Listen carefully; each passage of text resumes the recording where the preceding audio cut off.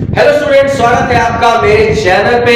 मैं हूं Vipin sir, science teacher, और आज हम लोग जानने वाले हैं क्लास 10 बायोलॉजी के पार्ट से चैप्टर नंबर 6 लाइफ प्रोसेसेस। तो देख लेते हैं लाइफ प्रोसेसेस की मीनिंग और डेफिनेशन क्या है। लाइफ प्रोसेसेस दो वर्ड से बना हुआ है। लाइफ जिसका मतलब है जीवन, और प्रोसेसेस का मतलब है फंक्शन, एक्टिविटीज, और सिंपल लैंग्वेज में कहें तो काम। प्रोसेसेस का मतलब कोई काम हो रहा है, कोई एक्टिविटी हो रहा है या कोई फंक्शन हो रहा है। तो इस दो वर्ड का ये मीनिंग है। अब इसका डेफिनेशन समझ लेते हैं कि टेक्निकल डेफिनेशन क्या है इसका। लाइफ प्रोसेसेस का टेक्निकल डेफिनेशन है द एक्टिविटीज और functions performed by living organisms to maintain their life is known as life processes. ऐसे एक्टिविटीज या फंक्शन जो लिविंग ऑर्गेनिज्म के द्वारा परफॉर्म किए जा रहे हैं ताकि वो लिविंग ऑर्गेनिज्म जिंदा रह सके, या ताकि वो लिविंग ऑर्गेनिज्म अपने जीवन को, अपने लाइफ को मेंटेन कर सके, उसी प्रोसेसेस को हम लोग लाइफ प्रोसेसेस कहते हैं। तो लाइफ प्रोसेसेस का सीधा मतलब है कि जिंदा रखने वाले काम। लिविंग ऑर्गेनिज्म के बॉडी में वो किए गए काम जो लिविंग ऑर्गेनिज्म को जिंदा रखता है उसे लाइफ प्रोसेसेस कहते हैं। अब इस चैप्टर को पूरी तरह से समझने के लिए हमें कुछ बातों को समझना होगा, वो चीज मैं आपके साथ डिस्कस कर रहा हूं। तो पहला क्वेश्चन ये है कि पूरी दुनिया में जितने भी लिविंग ऑर्गेनिज्म हैं उनके लिए सबसे जरूरी चीज क्या है। आप भी लिविंग ऑर्गेनिज्म हो, मैं भी लिविंग ऑर्गेनिज्म, सारे के सारे प्लांट, सारे एनिमल्स, सब लिविंग ऑर्गेनिज्म हैं। तो इनके लिए, आपके लिए और हमारे लिए सबसे जरूरी चीज क्या है। थोड़ा सा सोचो इस बात को कि सबसे जरूरी चीज क्या है हमारे लिए। क्या है सबसे ज्यादा जरूरी चीज? धन दौलत, पैसा, रुपया, क्या है जरूरी? तो किसी भी लिविंग ऑर्गेनिज्म के लिए सबसे जरूरी चीज है जिंदा रहना। और इस चैप्टर में हमें जिंदा रहने के लिए क्या क्या चीज हम और बाकी लिविंग ऑर्गेनिज्म करते हैं वही चीज को डिस्कस किया गया है, क्योंकि कोई भी लिविंग ऑर्गेनिज्म के लिए सबसे जरूरी होता है उसका जिंदा रहना। तो बच्चों, हम लोग अभी कुछ पॉइंट को डिस्कस करते हैं, कुछ पॉइंट को समझने की कोशिश करते हैं जो हमने क्लास 9 में भी पढ़ा है। उस चीज को थोड़ा सा रिकॉल करूंगा वहां से। तो देख लो कि पहला पॉइंट यही जो अभी हमने डिस्कस किया कि the most important thing for all living organism is to be alive. तो सभी लिविंग ऑर्गेनिज्म के लिए सबसे जरूरी चीज है जिंदा रहना। अब क्लास 9 का कुछ दो पॉइंट है जो याद आपको होगा और वो डिस्कस कर रहा हूं। देखो दो point. All living organisms are made up of cells। ये हमने 9 में पढ़ा है। हम जानते हैं कि दुनिया के जितने भी लिविंग ऑर्गेनिज्म हैं वो सेल से बने हुए हैं। दूसरी बात कि every cell have its structure and function। हर सेल का एक स्ट्रक्चर होता है और उस सेल का कोई ना कोई फंक्शन होता है। तो स्ट्रक्चर और फंक्शन बहुत ही जरूरी चीज है। देखो कैसे कि स्ट्रक्चर और फंक्शन। तो structure is necessary to perform function and function is necessary to maintain structure. Structure क्यों चाहिए? ताकि फंक्शन परफॉर्म हो सके। और फंक्शन किस लिए जरूरी है? ताकि स्ट्रक्चर मेंटेन हो सके। अगर स्ट्रक्चर नहीं रहेगा तो कोई फंक्शन परफॉर्म नहीं होगा तो भी सेल मर जाएगा।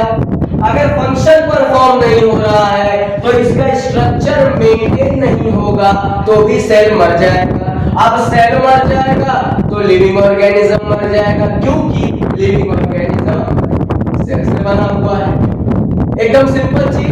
अब इसको थोड़ा सा एग्जांपल मैं आपको बताना चाहूंगा, इसका एग्जांपल देना चाहूंगा कि सेल के अंदर जो स्ट्रक्चर है, कहीं ना कहीं सारा स्ट्रक्चर बिल्डिंग ब्लॉक जो है वो प्रोटीन से बना हुआ है।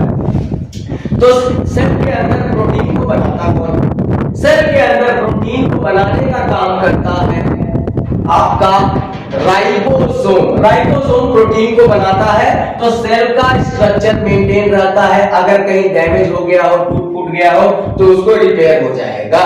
अब ये रिपेयर करने के लिए वहां पे कोई ना कोई फंक्शन परफॉर्म होता है। तो फंक्शन परफॉर्म अगर नहीं होगा तो स्ट्रक्चर मेंटेन नहीं रहेगा तो सेल मरेगा।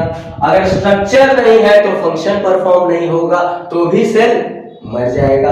तो दोनों चीज बहुत जरूरी है, स्ट्रक्चर भी जरूरी है और फंक्शन भी जरूरी है। इसका मतलब ये कि जिंदा रहने के लिए लिविंग ऑर्गेनिज्म को अपना स्ट्रक्चर मेंटेन करना पड़ेगा बॉडी का, और बॉडी से फंक्शन करना पड़ेगा ताकि वो स्ट्रक्चर मेंटेन रहे। तो दोनों चीज जरूरी है, स्ट्रक्चर को भी मेंटेन रखना है और फंक्शन को भी परफॉर्म करना है ताकि हम जिंदा रह सकें। बच्चों, हमने जान लिया कि जिंदा रहने के लिए लिविंग ऑर्गेनिज्म के बॉडी स्ट्रक्चर को मेंटेन करना है, उसके स्ट्रक्चर के ऑर्डर को मेंटेन करना है। लेकिन आखिर इसका ऑर्डर डैमेज कैसे होता है? तो उसका जवाब है environmental effect. Environmental effect such as heat, temperature, pressure और कई कारण ऐसे होते हैं जिनके वजह से लिविंग ऑर्गेनिज्म की जो बॉडी का स्ट्रक्चर का ऑर्डर है वो ब्रेक डाउन हो जाता है। लिविंग ऑर्गेनिज्म के स्ट्रक्चर जो है बॉडी का वो ब्रेक डाउन होता है इन्वायरमेंटल इफेक्ट की वजह से। तो environmental effect break down the order of structure. Therefore, to maintain the order, body of living organism perform some function, and that function is known as life processes. तो environmental effect के वजह से order of structure break down हो जाता है। इसी के लिए लिविंग ऑर्गेनिज्म की बॉडी कुछ फंक्शन परफॉर्म करती है और उस फंक्शन को लाइफ प्रोसेसेस कहते हैं। अब इस चैप्टर को आगे समझने के लिए हमें इस बात जो लास्ट का कुछ लाइन है, एक लाइन का हमें पूरी तरह से समझना होगा कि structure and function must be maintain to be alive for a cell. एक सेल को जिंदा रखने के लिए उसका स्ट्रक्चर और फंक्शन को मेंटेन करना है और तभी पूरी बॉडी मेंटेन रहेगी। कोई भी लिविंग ऑर्गेनिज्म तभी जिंदा रहेगा जब उसका स्ट्रक्चर और फंक्शन मेंटेन होता रहेगा। तो आगे हम लोग यही चीज देखने वाले हैं बच्चों डिटेल में कि अभी लाइफ प्रोसेसेस की बात किया हमने कि ये जो एक्टिविटीज है, फंक्शन है, वो कितने टाइप के, कितने मेन फंक्शन है। तो बेसिकली 4 मेन फंक्शन है जिनको हम लोग डिटेल में आगे पढ़ने वाले हैं। बच्चों, हमने जान लिया कि किसी भी लिविंग ऑर्गेनिज्म को जिंदा रहने के लिए उसको परफॉर्म करना है फंक्शन और मेंटेन करना है स्ट्रक्चर। लेकिन ये चीज करने के लिए सेल को 2 चीजों की जरूरत पड़ती है और वो 2 चीज है एनर्जी और मटेरियल। उसको एनर्जी और मटेरियल की रिक्वायरमेंट होती है। लेकिन अब ये एनर्जी और मटेरियल उसको मिलेगा कहां से? तो एनर्जी और मटेरियल उसको मिलेगा फूड से और ऑक्सीजन से। अगर उसको एनर्जी और मटेरियल चाहिए तो उसको फूड लेना पड़ेगा अपने बॉडी के अंदर और ऑक्सीजन को लेना पड़ेगा अपने बॉडी के अंदर। अगर फूड और ऑक्सीजन उसके बॉडी के अंदर चले जाएगा तो उसकी एनर्जी की रिक्वायरमेंट और मटेरियल की रिक्वायरमेंट पूरी हो जाएगी। अब ये 2 चीज पूरी हो जाएगी तो फंक्शंस को परफॉर्म कर पाएगा और अपने बॉडी के स्ट्रक्चर को मेंटेन कर पाएगा। अब ये दो चीज वो कर पाएगा तो अपने आप को वो जिंदा भी रख पाएगा।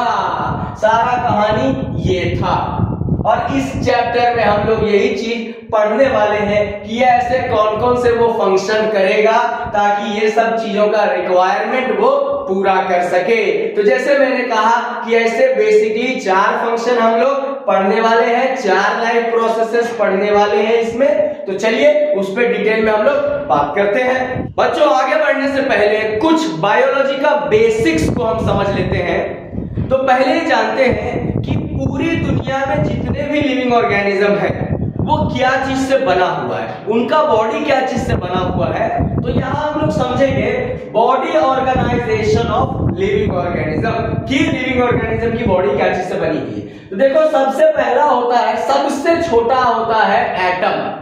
तो एटम को मिलने के बाद एटम से मिला के मॉलिक्यूल बनता है। जब 2 या 2 से ज्यादा एटम कंबाइन होते हैं तो मॉलिक्यूल बनता है। मॉलिक्यूल से सेल के ऑर्गेनेल्स बनते हैं। सेल के ऑर्गेनेल्स को अगर मिला दिया जाए बहुत सारे सेल ऑर्गेनेल से एक सेल बनता है और सेल के ग्रुप से टिश्यू बनेगा, टिश्यू के ग्रुप से ऑर्गन बनता है, ऑर्गन के ग्रुप से ऑर्गन सिस्टम बनता है और बहुत सारे ऑर्गन सिस्टम से एक इंडिविजुअल मतलब सिंगल ऑर्गेनिज्म की पूरी बॉडी बनती है। तो ये है body organisation of living organism. एक और चीज हम इसके बारे में जान लेते हैं।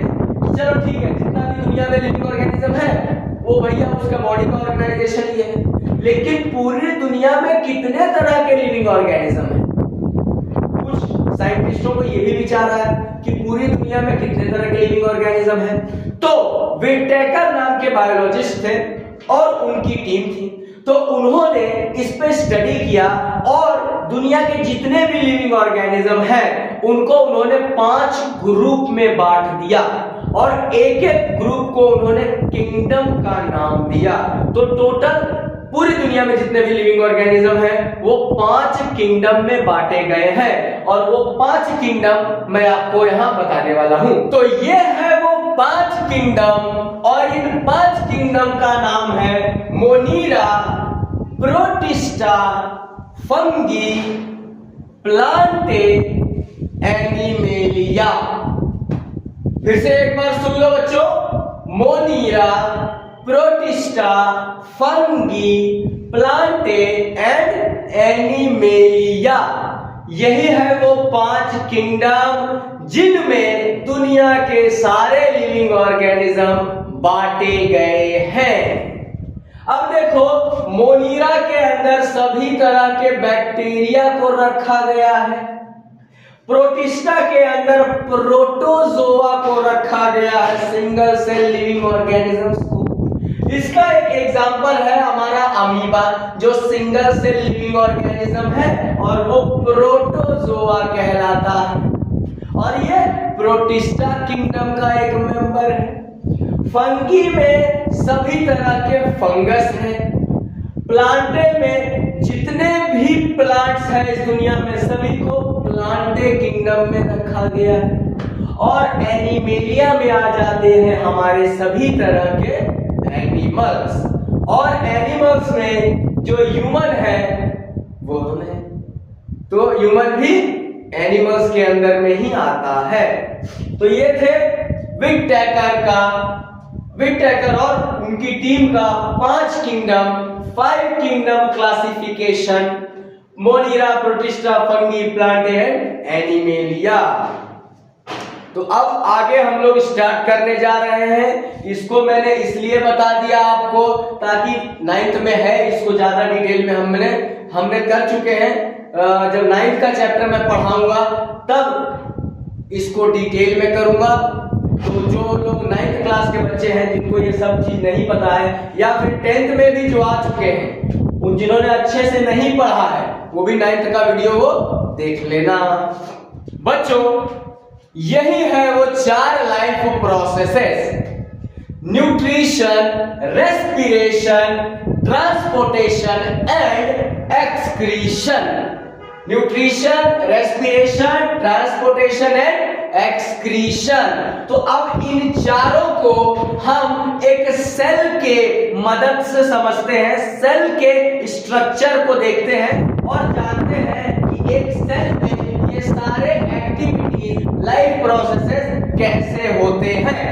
तो बच्चों, सेल की मदद से हम चारों लाइफ प्रोसेसेस को समझने वाले हैं। बच्चों, ये वाला बना लो डायग्राम, क्योंकि ये पूरे के पूरे चैप्टर का ये ब्लूप्रिंट है। ये तुम्हारे पूरे चैप्टर का ब्लूप्रिंट है। ये तुमने जान लिया, पूरा चैप्टर तुमने समझ लिया, सारा बेसिक तुम्हें समझ में आ गया।